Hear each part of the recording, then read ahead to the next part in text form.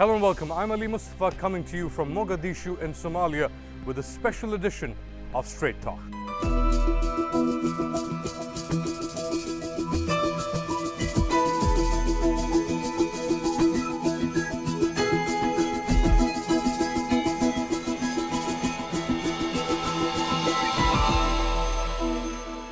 For nearly 30 years, Somalia has endured every imaginable hardship, from war and famine to terror attacks like the one last October, not far from where I'm standing, in which more than 500 people were killed.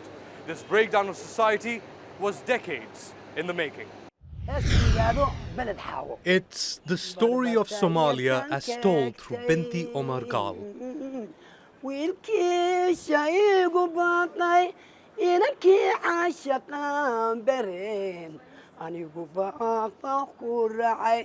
She sings a song of hope. But ultimately, her story is one of despair.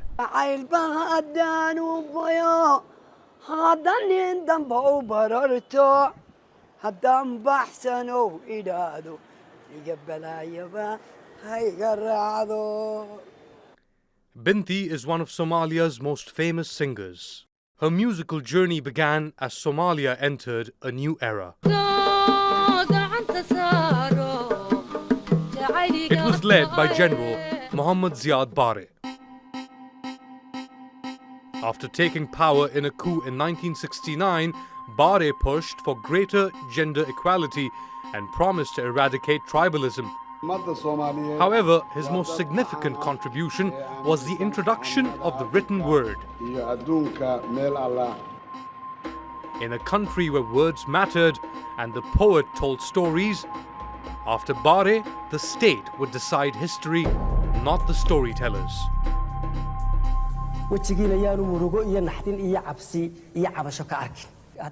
Despite this, Somalia's oral tradition survived, preserved by philosophers like Hadrawi.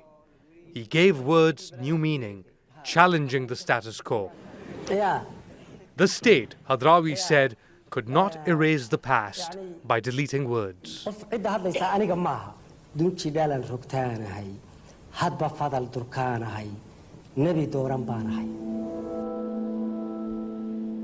Hadrawi's words inspired poets like Abdullah Farah. He says poems were the only way for people to understand the world around them. People who do not accept the man who speaks the truth are people who are already fragmented by conflict and internal fighting. While poets used the power of the spoken word to challenge Barre's dictatorship, Muhammad Abdullah Hassan chose to escape. He fled Somalia in 1979. When he returned 35 years later, he says he was surprised with what he saw. When I returned back to Somalia, I never expected the country to be in this state. I knew Mogadishu very well and I used to live and work here. It was much different than it is today. While some people managed to escape the violence, others found their escape in this, khat. The leaf is said to be mildly narcotic. While it provides some escape for some people, it became a critical source of revenue for the Al-Shabaab terror group. Al-Shabaab in Arabic means the youth. It grew from the ashes of the now defunct Union of Islamic Courts movement, which briefly controlled Mogadishu in 2006 when Ethiopian forces drove it out. While some Somalis oppose the Islamic Court's practices based on a strict interpretation of law, others say the courts brought stability after years of civil war. It was 6 months. It was peaceful. People were trying to integrate because, before the 6 months, the city was divided to different clan groups. After the Union of Islamic Courts, Somalia once again descended into chaos, with Ethiopian forces accused of widespread abuse and murder. It is unclear how many people were killed during that time, but estimates run in the tens of thousands. Salado lost her husband to the conflict. She now struggles to provide for her 7 children, including daughters Safiya and Hawa. Since my husband's death, I've been the only breadwinner for my children. It was a terrible event for my children that they lost their father, but I'm hardly managing to find food every day. An estimated 500,000 people have been killed in Somalia since 1991. Al-Shabaab has been responsible for thousands of these deaths and is still active in parts of Somalia. The group's ties to the country's complicated tribal structures has a lot to do with how it has survived international intervention. I asked the spokesperson of the Hawiye Tribal Council, Somalia's largest tribe, about how tribal affiliations had protected Al-Shabaab despite its violence.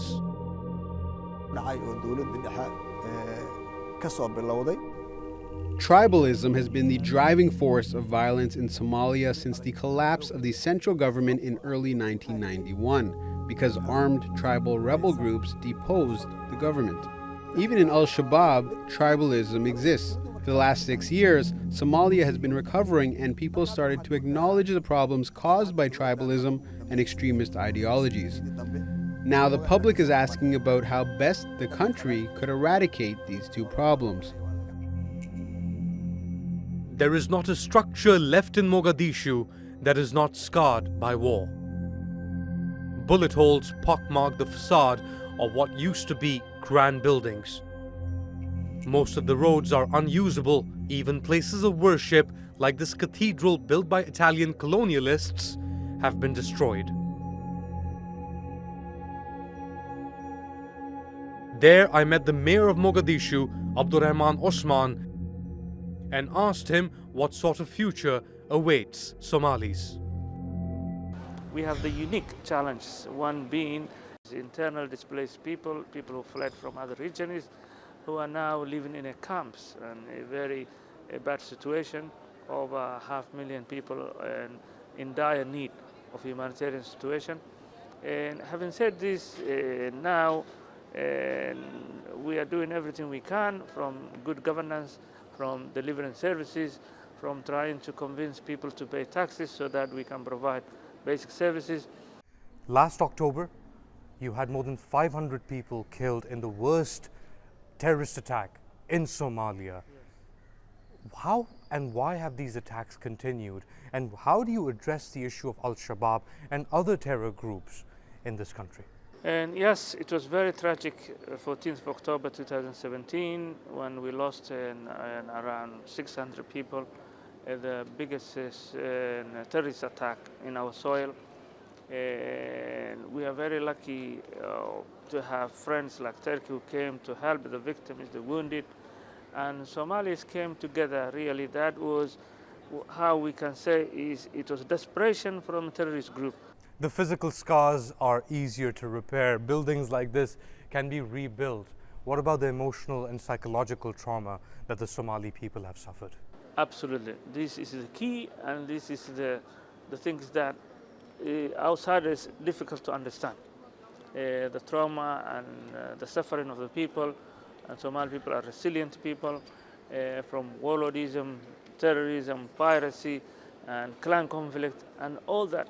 At one point in this city, we have 50% of the population fleeing from the city to the outskirts because of the conflicts at the time. And now people came back, rebuilding their homes. Well, you had difficulty with the United Arab Emirates and their base just recently. And while we were in Mogadishu, gunfights breaking out between different groups that were supporting the UAE, trained by the UAE as part of the National Army, and groups that opposed the United Arab Emirates. This is why the crisis in the Gulf affects us. Why? This is the issue. That's why we strategically located, and all these outside countries are trying to influence their way into our people, because they understand that we are a country that coming together. So, but we are bright people. And that's why outsiders cannot even try to get their way. Thank you so much, Mayor.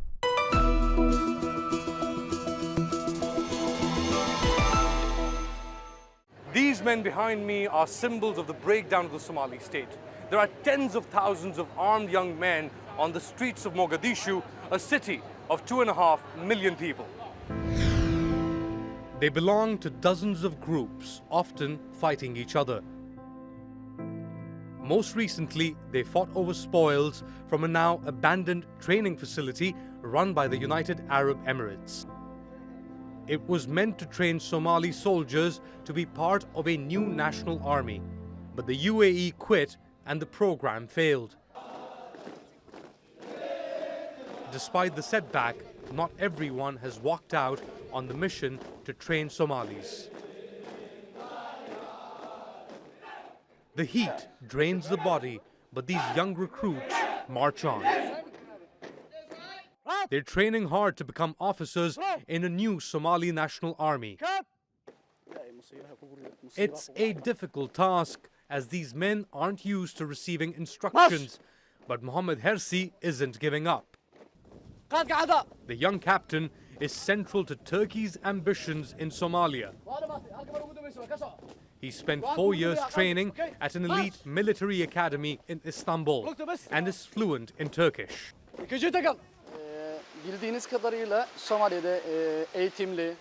As far as we know, there are many countries that are trying to help us, but the Turks did not just come to help, they came for brotherhood. Back at the barracks, the officer cadets get regular classes in history and math. There's a special focus on education, but also time for other things. Somalian military school gives us education on many different fields. On the military field with shooting and tactic classes, on the academic field with science classes like mathematics, physics. There is little margin for error. Failure here would not just hurt Turkey's ambitions in creating a national army in Somalia, it could damage Somalia's latest attempt to create a functioning state. Standing behind me are fresh Somali recruits who are being trained by the Turkish military. These will be the next generation of Somali officers who will lead the fight to bring security to a war-torn country.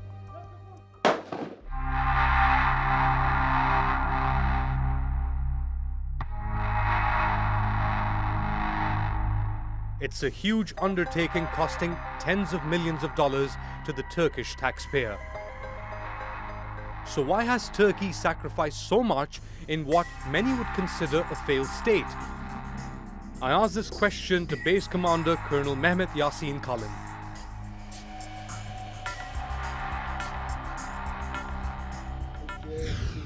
Turkey's military presence here is according to a bilateral agreement between the two countries. Our aim is to help restructure the Somali army and provide them with training and armaments. What the Somali armed forces need most is discipline. They have been in a civil war for 30 years. Their military system is not functioning. The main reason is a lack of discipline. Armies are built on discipline, and we are here to provide that. Ordu disiplinini sağlamaya çalışıyoruz. Now, what is Turkey's long-term plan? Are you going to hand over this base to the Somalis, or will this be a permanent Turkish outpost in Africa? Anlaşmalar çerçevesinde Under those agreements, we will transfer the command to our Somali brothers once they reach a certain level. These facilities are for the Somalis anyway. We will transfer the command and assume an advisory role here. I hope they will reach this level as soon as possible and start training their armies themselves. As I've mentioned, these facilities belong to the Somali people. We will make the transfer once they are ready. Colonel Kalin, you say the biggest priority is to bring stability to Somalia, but doesn't that involve a political solution? We, as the Turkish armed forces, are just one element in providing security and stability in Somalia. The Turkish mission, under the leadership of our embassy, is also making great contributions for Somalia to become a state. The Turkish Cooperation and Coordination Agency also offers valuable services in the fields of economics, education, agriculture, and irrigation, as well as several training projects. Plus, the Marie Foundation also helps in education. And above all, there is a Recep Tayyip Erdogan hospital in Somalia, which not only treats patients, but also creates a lot of love for Turkey. bir Türkiye sevdası oluşturuyor. Colonel Kalin, thank you so much.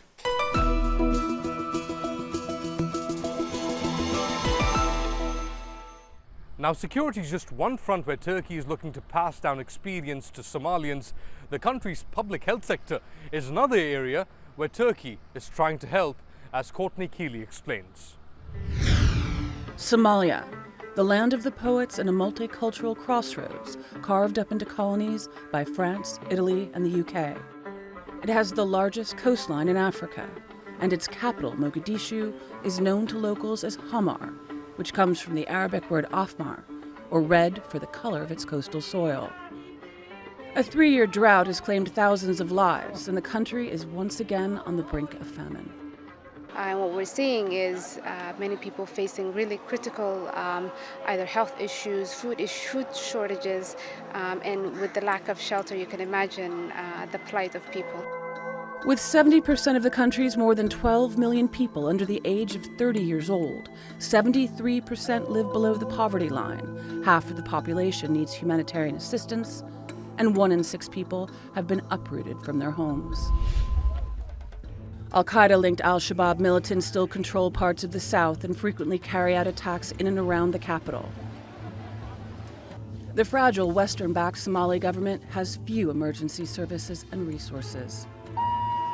Amin, the only ambulance service in Mogadishu, is privately run. This Turkish-run hospital, named after President Recep Tayyip Erdogan, is one of the only hospitals in Mogadishu since the recent closure of the UAE's Sheikh Zayed Hospital that offers free in- and outpatient treatment to Somalis who can't afford to pay.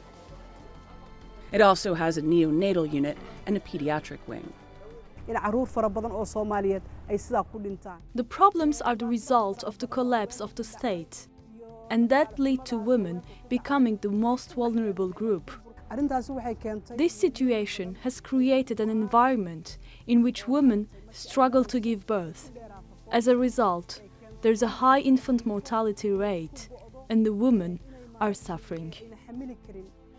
1 out of every 12 Somali women dies due to pregnancy-related causes. According to UNICEF, 1 out of every 7 Somali children dies before seeing his or her 5th birthday. Although Somalia is recovering and some medical facilities are being rebuilt, Somali women still face a lack of medical care because the majority can't afford to pay, and some of the women in rural areas suffer and die before they reach a hospital. After more than a quarter-century of debilitating conflict, it's a state and a city decimated, still on its knees, but fighting to get back on its feet. Courtney Keeley, Strait Talk. We are at the biggest medical facility, not just in Somalia, but some say arguably in all of Eastern Africa. 250 beds at the Recep Tayyip Erdogan Medical Facility in Mogadishu, Somalia, and they're treating everything from dehydration to more severe cases of injuries and gunshot wounds. To get an idea of how important this initiative is for Somalia, let's speak to Dr. Mustafa Chortok, who is the Chief Medical Officer. Thank you so much for seeing us here. Tell us about this place. How important is this hospital for Somalia? This is the Recep Tayyip Erdogan Research and Training Hospital in Mogadishu, Somalia. We've been accepting patients for 3 years now. This place was founded as a military hospital but later converted to this huge hospital you see now. How many patients do you take in every day? We treat about 600 to 1,000 patients a day. We have 28 Turkish specialist doctors and 11 Somalians. There are some departments that exist only in this hospital in the country. For example, our cardiovascular surgery clinic is the only one in Somalia. The pediatric surgery clinic is also the only one in Somalia. So we are moving into a very sensitive area. This is where newborn babies are kept. What kind of problems are these babies facing? They could have genetic disorders, cardiothoracic problems, infections, or trauma, but mostly we see cases of infection. For example, we observe a lot of tetanus cases. I have only seen 1 tetanus case in my 19-year career in Turkey. Here I have seen 3 in 1 month. Infections and genealogical diseases are very frequent here. Dr. Mustafa, this is the only facility in all of Somalia with dialysis machines. Currently, there is no other dialysis center in the whole country except in this hospital. As I said, we do not only provide medical services but also provide training. Education is very important because if we pass on our know-how, Somalians can stand on their own feet. Dr. Mustafa, you're talking about building the capacity of local Somalis, and we see a lot of Somali doctors and nurses and assistants here as well. What's your name? Yeah, I'm Dr. Mohammed. What do you do here, Mohammed? Yes, I'm pediatrics assistant or pediatric residency program I'm doing in this hospital. I have been in this hospital almost 2.5 years. Really, it is good, opportunity for us, our Somali people, and also we appreciate for the Turkish government and Turkish doctors. They always, train for us in this hospital, as well as, most of the patients, they need like high facilitation and specialty, sub-specialties. So most of the doctors, they come from to Turkey. Mostly they are helping like good behavior and good prognosis for them, because our program is always like education program. Dr. Mohammed, thank you so much.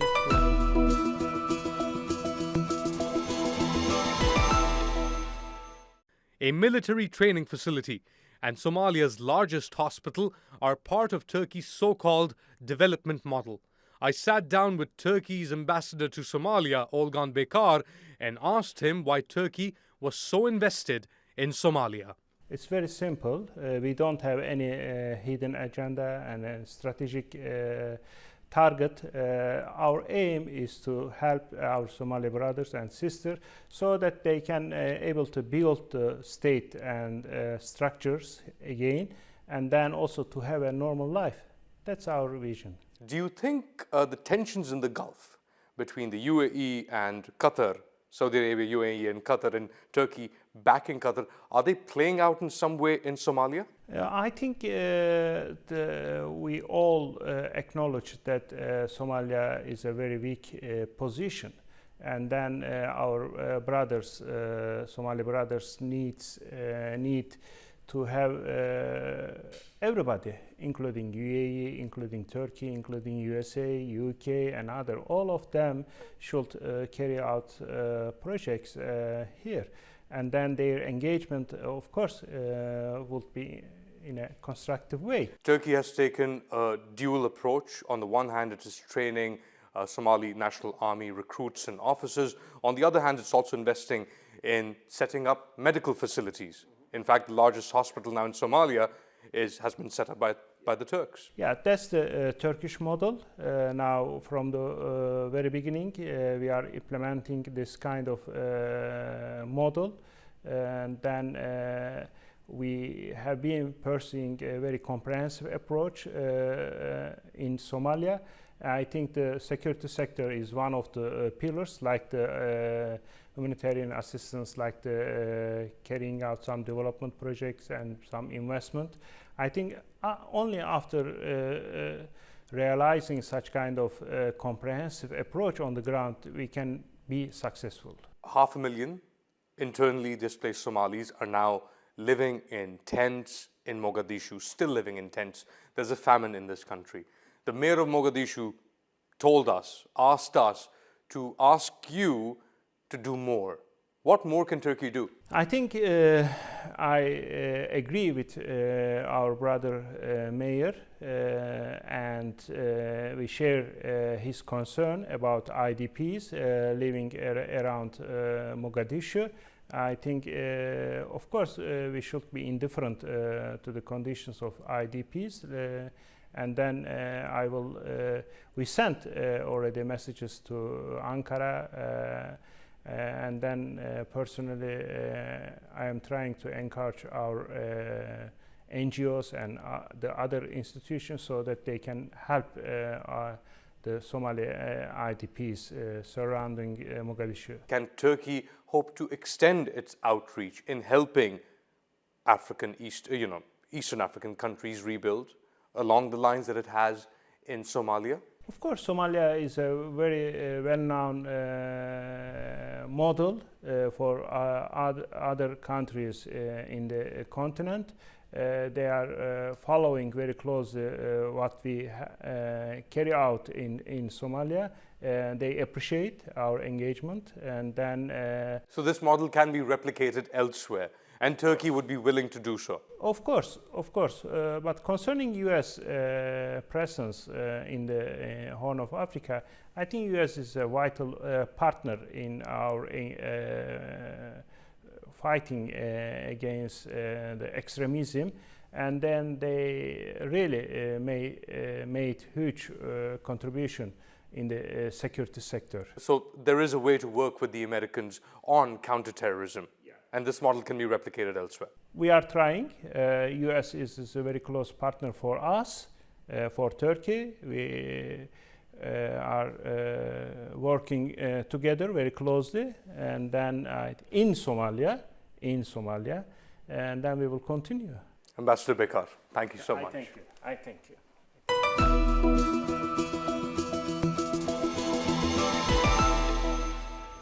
And that's all for this special edition of Straight Talk from Mogadishu, Somalia. If you've got any comments or suggestions, do share them with us on Twitter at #StraightTalk.